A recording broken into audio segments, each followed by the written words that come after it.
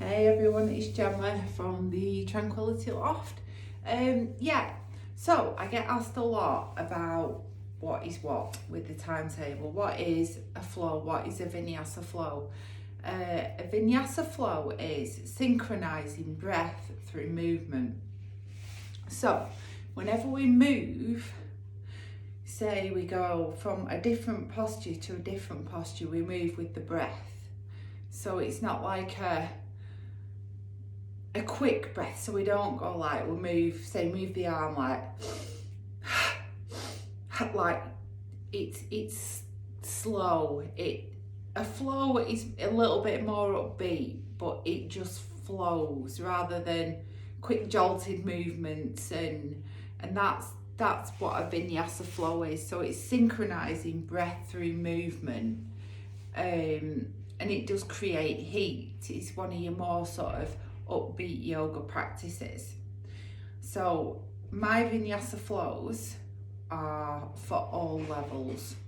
I do, and I only teach like 3 or 4 people at a time anyway, so you do have my full attention, but the flows that I do are for every level, simply because other people in the class that are more experienced with yoga, like more intermediate people, they'll do their own sort of flow through it because they know it, whereas you'll just do like the basic one if you're a beginner, because people are like, oh, I've never done it before, what class should I go on? I'd say a vinyasa flow to everybody. I have a beginner's class, I have a lot of like tranquility flows, which is vinyasa flow, but I've just put tranquility there, but it is all the same everywhere. So it is basically just synchronizing breath through movement. But I also, if you're starting out in yoga, I really like, obviously come along to a beginner's flow so you can get the basic postures. Your basic movements is always, you're going to come back to downward dog, and as you get more into yoga, your downward dog it feels more of a resting position. At first it's hard, but as you get into it, it's more of a resting position. You have child's pose as well, which you can come back to at any time. And coming back to those positions, downward dog and child's pose, we can regain the breath again. We can get like the feeling of the breath again. So yogic breath is inhaling through the nose and exhaling through the mouth. I'm trying to explain this as best I can here. I know it myself in my head because it's just automatic, but so basically I always say inhale for 4 and exhale for 4 on a flow through the nose, and that's what you do. So when you get into a vinyasa flow and you're told to, you go, oh, I've got dogs here, it's my doggy, and you've got people like, you've got into like runner's lunge, you've got into different postures, you lose your breath. People tend to lose the breath work just because you're concentrating on what you're doing, especially at the beginning. So that's why we say, whenever you want to, come back to child's pose, or we go straight back into a downward dog, and then we'll do like 6 breaths there. So you're tapping back in again, inhaling for 4, exhaling for 4. So you're inhaling through the nose and you're expanding everything, and as you inhale, you're drawing everything back in again, like the abdomen is touching the back of the spine. That's the vinyasa flow. That's all it is. You'll have different things putting into it, like your warrior 1, warrior 2, warrior 3. I don't really need to explain those for you, but I just get asked as beginners. So on my timetable, if you see a tranquility flow, all levels, you can come to as a beginner. I do a beginner's class, but I also really recommend meditation once you've done a flow, because meditation will teach you the breath work. Meditation will, because you're just sitting, it will teach you how to breathe in sort of a yogic way, a calming way. And also the breathing in yoga, you breathe and you can go deeper into postures through the breath. And in a way, I suppose it's a distraction because you're thinking of the breath. So it's a distraction from maybe you're in a posture that is really quite hard to sort of hold, or it might be a bit painful, or it might be like, oh, so you bring yourself back to the breath. So in meditation, just my dogs, they love the yoga, downward dog, that's why it's called downward dog. So in your meditation, you're sitting and you're concentrating on the breath because you're sitting, and I always recommend to people to do a few meditation classes when they first start out with yoga, just to get a good feeling of breath work and also feel into your body as well. Even though the body's still, that's even better when the body's still, because you learn how to ground down but rise tall, but breathe in the correct way. And also it creates that thing of sort of meditation is, for me, I can't speak for anyone else, but meditation for me was a massive important role, because I was still, I wasn't thinking, you know, my brain goes at 100 miles an hour sometimes, but when I'm meditating it doesn't, and it calms me down, and it takes a while for that to happen. And meditation is, for me as well, it's being in that precious present, and that's mindfulness, being mindful in your meditation. So being mindful in your meditation, or even in being mindful in your yoga practice, is concentrating on your breath.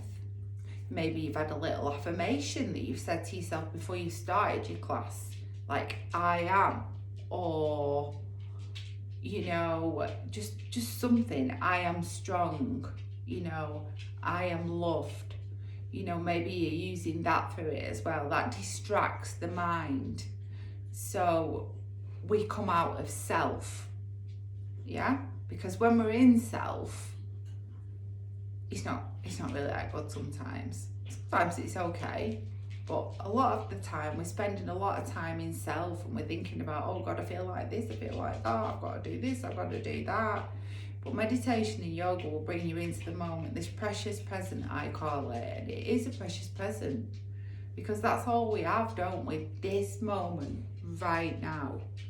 And for me, that's where I fell in love with yoga, because that's what it did for me. Nothing else has ever been able to do that for me. Well, maybe a few things, but I'm not going to mention them on here.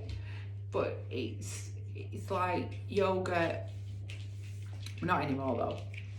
Oh God, no. But that's yoga. So people wanted me to explain, oh, I don't get the vinyasa flow. It is synchronizing breath with movement. So if anyone is beginning yoga, and they want to know the classes to go to, I get asked like, which one should I go on? Like the flows, the tranquility flows, all levels. Definitely for a beginner, I do a beginner's class, and I definitely recommend a meditation. I do different meditations. I do full chakra meditations. I do yoga nidra, which is equivalent, they say, to about 3 hours sleep. Where you are conscious, like semi-conscious, but you're lying down, and it's kind of like a body scan really that you do. That's yoga nidra. Or there's gentle flow and a meditation. That's a really nice beginner's class as well, because we'll start off in a little bit of a meditation, then we'll just go into a gentle, simple flow, just moving with the breath. So it's slow but strong. So don't get confused that slow is easy, because it's not. You know, yoga's hard. People think it's like, oh God, it's just that easy, it's slow. It's not. It takes quite a while to get into yoga, to get flexible, to to get into the breath work, to get into that frame of mind. But gosh, you know, it pays dividends once you get. For me, it's paid dividends in my live yoga. So yeah, that's your Vinyasa flow. So for all the beginners that haven't got a clue, I've got pins and needles in my feet. So all the beginners that haven't got a clue what classes to go on my timetable, your Vinyasa flow, meditation, or beginners. I do a strong flow, which is for more intermediate level. You know, they work on, you know, inversion practice. So you've got your headstands, crow, there's loads and loads and loads. Yoga is an ongoing thing. It's like I can do the same flow week after week after week after week, but I never ever ever get bored of it. And the simple reason is you never get bored of it because you improve on it every single week. You know, like if I'm in the gym and they're saying like, right, do like 5 reps on there, 5 reps there, 5 reps there, and you're doing that week in, week out, it's boring. With yoga, it's not. It's like a challenge. It occupies the mind. It really, really, really, really is an accomplishment. You know, for me, Warrior 3, when I went in that was an accomplishment, you know. Forward fold, at first, you know, that was an accomplishment. Downward dog, that was an accomplishment, and I wanted to know more. And as you get into yoga, you want to know more as well. So yeah, I hope that helps.